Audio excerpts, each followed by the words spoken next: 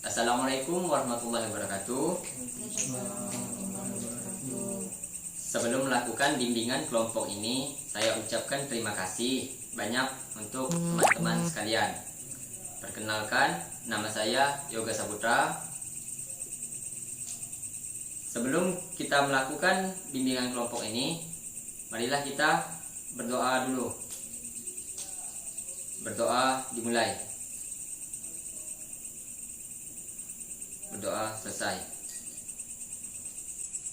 Sebelum kita melakukan bimbingan kelompok, saya ingin kalian memperkenalkan diri masing-masing. Dimulai dari kanan saya. Saya Wahyu Aji Tantama. Saya Rukaya. Saya Ferry Oktedi. Saya Muhammad Aljansa. Baiklah.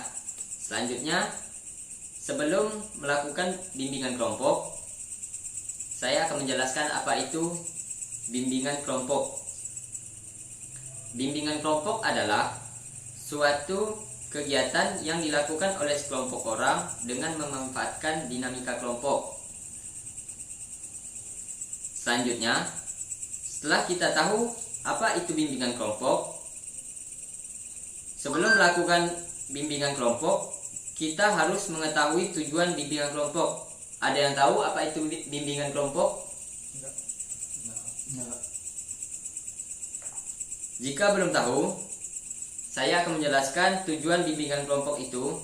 Bimbingan kelompok adalah kegiatan untuk mendorong, mengembangkan perasaan, pikiran, persepsi, wawasan, dan sikap penunjang perilaku yang lebih efektif, yaitu peningkatan perilaku komunikasi baik verbal maupun nonverbal. Sampai di sini paham? Selanjutnya, sebelum melakukan bimbingan kelompok, kita harus mengetahui apa itu asas-asas bimbingan kelompok. Ada yang tahu apa itu asas-asas bimbingan kelompok? Saya akan menjelaskan apa itu asas-asas bimbingan kelompok. Asas-asas bimbingan kelompok itu yaitu pertama, kerahasiaan. Kita harus menjaga kerahasiaan di dalam bimbingan kelompok ini. Tidak membeberkan apa yang kita bicarakan keluar. Berikutnya, asas keterbukaan. Para anggota bebas mengungkapkan ide, saran, ataupun kritik dalam bimbingan kelompok ini. Dan yang terakhir, yang ketiga, kesukarelaan. Kesukarelaan yaitu semua anggota dapat menampilkan diri, tidak malu-malu dalam bimbingan kelompok ini. Baiklah, apakah semua merasa tegang? Ya. Sebelum kita melakukan bimbingan kelompok ini, sebaiknya kita melakukan ice breaking. Kalau saya bilang pagi, tepuk 1 kali. Kalau saya bilang siang, tepuk 2 kali. Kalau saya bilang sore, tepuk 3 kali. Kalau saya bilang malam, tidak tepuk tangan sama sekali. Baiklah, kita mulai. Sore, pagi, malam.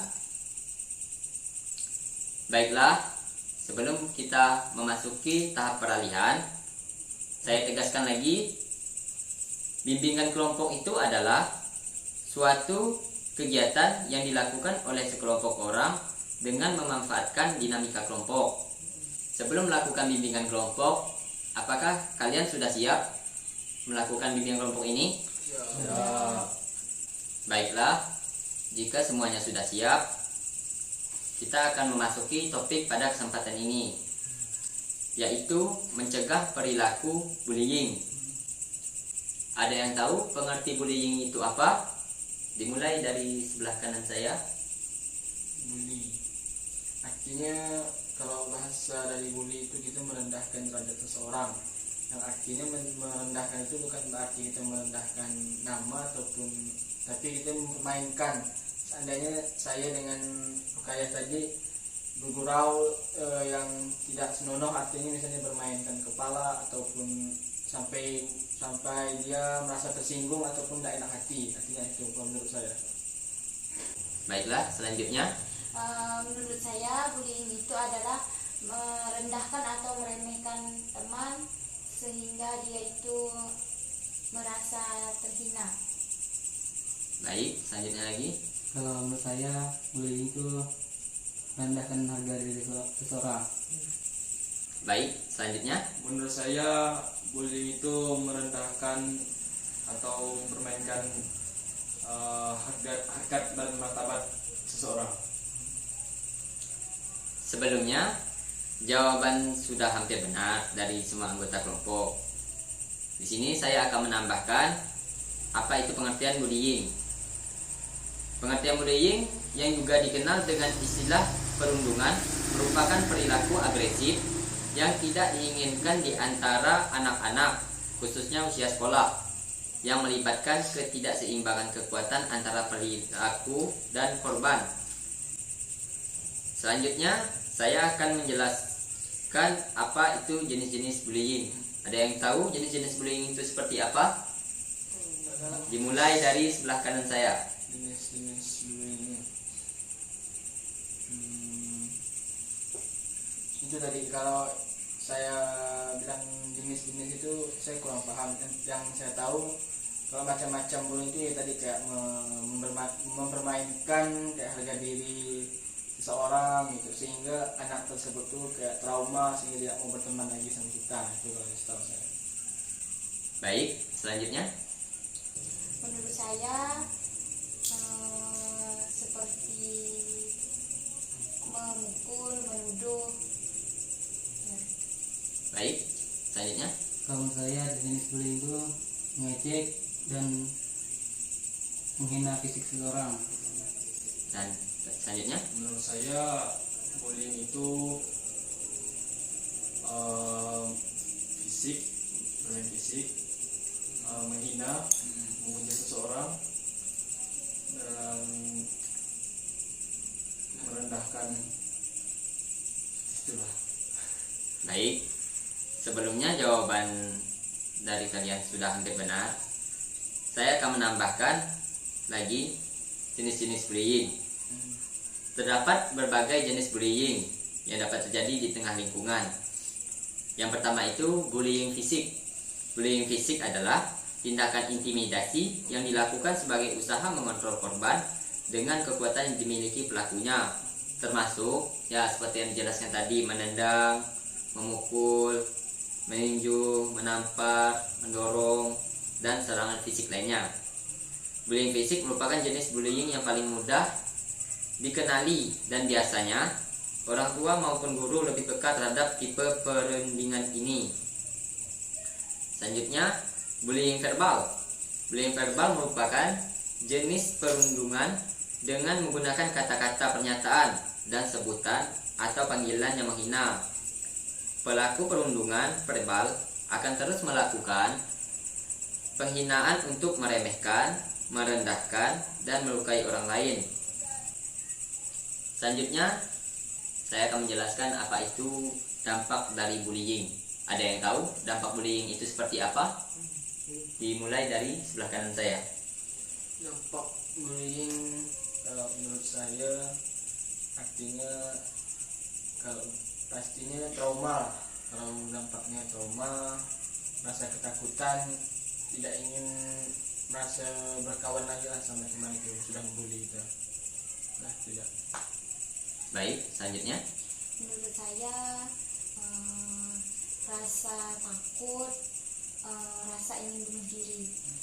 Ya, baik, selanjutnya. Menurut saya dampaknya bisa dia suka menyendiri dan takut untuk bersosialisasi. Baik, selanjutnya. Menurut saya bullying itu mengakibatkan seseorang atau korban tersebut merasa tidak percaya diri atau mungkin trauma akan kejadian yang telah didapatkannya. Baik, jawaban dari semua peserta sudah hampir benar. Saya ingin menambahkan lagi dampak-dampak dari bullying itu seperti apa. Yang pertama, rasa takut, stres hingga cemas, depresi berlebihan oleh si korban. Yang kedua, timbul keinginan untuk bunuh diri, atau melukai diri sendiri. Dan yang ketiga, kesulitan tidur, nafsu makan berkurang, suasana hati tidak stabil, dan tidak berdaya. Yang keempat, rendahnya rasa percaya diri, merasa kesepian dan teririsasi dari lingkungan sekitarnya. Dan yang terakhir, korban bullying cenderung sulit terbuka, apalagi percaya pada orang lain. Sampai di sini sudah mengerti? Ya. Selanjutnya, saya menjelaskan upaya pencegahan perilaku bullying. Ada yang tahu bagaimana cara mencegah perilaku bullying ini? Dimulai dari sebelah kanan saya. Mencegahnya ya kita, kalau mencegah dari sikap bullying ini, kita sebagai teman dekat merangkul lah kan. Merangkul artinya menemani, menghibur, itulah lebih kurangnya. Baik, selanjutnya. Menurut saya berusaha untuk bersikap tenang, menghindari jika itu berbahaya bagi diri sendiri. Menurut saya karena bullying ini belum bisa dapat dijaga, karena sifat bullying ini hanya bisa kesadaran diri sendiri lah. Baik, selanjutnya. Menurut saya mencegahnya itu apabila saya sebagai melihat si korban dibully oleh teman-temannya, maka dari situ saya akan melakukan untuk mencegah mereka atau membilang mereka untuk jangan membuli, seperti itu. Baik, jawaban dari anggota sudah hampir benar. Saya akan menyimpulkan upaya pencegahan perilaku bullying itu seperti apa. Yang pertama, berusaha untuk tetap tenang. Ambil nafas dalam-dalam sekitar 1 menit, lalu hembuskan perlahan keluar. Yang kedua, sebisa mungkin tidak menunjukkan amarah atau sedih di depan pelaku bullying. Yang ketiga, berdiri tegak, angkat kepala, dan pandang si pelaku bullying dengan tegas. Hadapi dan tidak perlu takut. Yang keempat, jika pelaku memintamu melakukan perilaku yang merugikan, tolak hal itu dengan sopan. Yang kelima, langsung menghindar bila ada kemungkinan kamu dalam bahaya. Dan yang terakhir, simpan perilaku bullying dari si pelaku sebagai barang bukti untuk dilaporkan pada pihak-pihak berwenang. Sampai di sini paham? Baiklah, berhubung waktu kita sudah hampir habis, saya ingin kalian menyampaikan pesan dan kesan selama mengikuti bimbingan dan konseling ini. Dimulai dari sebelah kanan saya. Saya pesan dan kesan saya setelah diajarkan bimbingan kelompok ini, saya merasa senang dan juga mendapatkan ilmu bermanfaat lah bagi saya. Baik, selanjutnya. Menurut saya pesan dan kesannya itu kita mendapatkan wawasan yang lebih luas dan ilmu yang bermanfaat. Baik, selanjutnya. Saya pesan kesan mengikuti bimbingan kelompok ini sangat senang dan mendapatkan banyak ilmu. Baik, selanjutnya. Kesan dan kesannya cukup senang dan mendapatkan wawasan yang cukup. Baiklah, saya ucapkan terima kasih telah mengikuti bimbingan kelompok ini. Semoga kedepannya bimbingan kelompok ini berjalan lebih lancar lagi dan juga menyenangkan. Amin. Sebelum kita akhiri, marilah kita berdoa. Berdoa dimulai.